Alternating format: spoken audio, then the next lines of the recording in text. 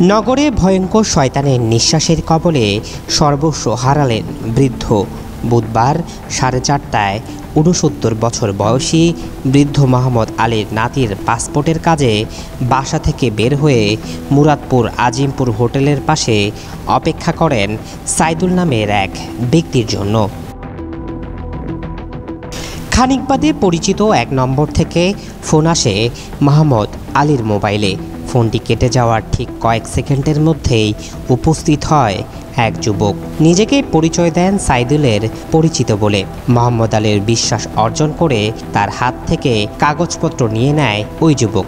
এরপর আচমকা তার নাকের সামনে কিছু একটা ছিটিয়ে সম্মোহন করে ফেলেন। মুহূর্তে ঘোরের মধ্যে চলে যান মোহাম্মদ আলী।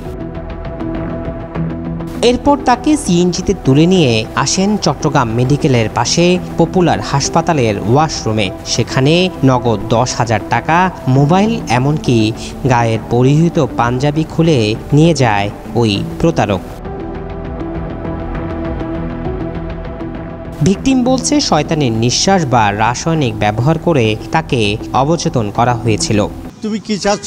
আমি বলতে এই পাসপোর্টের ব্যাপারে আমি ফরিদকে মানে তোকাচ্ছি দিই ওদের না আরে ভাড়াই দিতে পড়ে দিই আয়া বাংলা হই পড়ে দিয়ে আরে ভাড়াই দিতে চলো আরো চলো পাসপোর্ট আই দিম ও ট্যাক্সি একখান লই আই গিয়ে গিয়ে এডে ট্যাক্সিওয়ালা টাওয়ার ভাই ট্যাক্সিওয়ালা হতে আরে নিতে হই দে গে আপনার যে পাসপোর্ট অফিসত এডেকা আরে দোতলা তুলি বাথরুমের ভিতরে ঢুকাই এর হতে আতফা ঢুকো তোর আতফা দো আমাদের কী ব্যাপার তোতে অ্যালার্জি আছে তারপরে হতে খোত্তা হলো খুলে দিয়ে আই।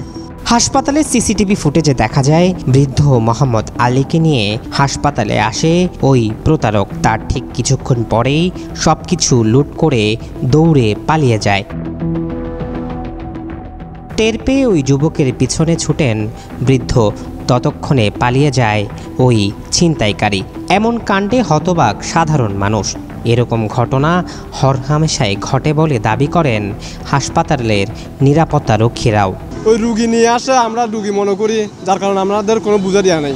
ঘটনার পরপরই মোহাম্মদ আলী ছুটে যান পাঁচলাইশ থানায়। পুলিশ ততক্ষণে ফোর্স নিয়ে হাসপাতালে গেলেও পায়নি প্রতারককে।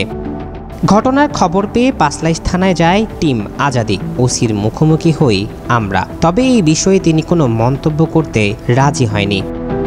এমন ঘটনায় নগরীতে সাধারণ জনগণের নিরাপত্তা নিয়েও উঠেছে প্রশ্ন।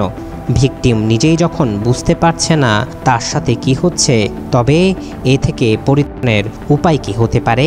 ওইটার থেকে সবাই সচেতন থাকতে হবে আর কি। বর্তমানে এটা প্রচলন বাড়ি গেছে আর কি।